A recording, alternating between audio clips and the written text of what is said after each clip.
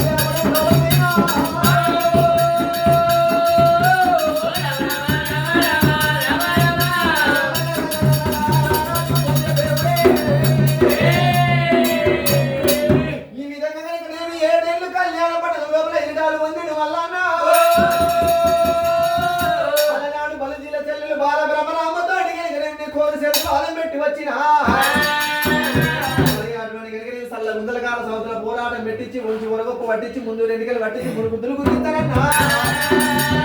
కేతమ్మ భక్తి విశ్వాసం ఒకనాడికి చూడకపోతేనయ్యా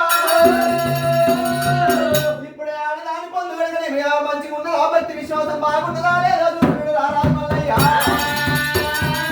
నీ రూపాలు పోతే కేతమ్మ నన్ను గుర్తుపడుతుంది అటువంటి అనుకుని మల్లికార్జున స్వామి అయినా రూపాయలు పడవారు ద్రౌపది మల్లికార్జున స్వామి అయినా కాళ్ళకు పాగోలు లేచిండు సంగతి సరిగెత్తి పెట్టిండు పొట్ట సరిగెత్తి పెట్టిండు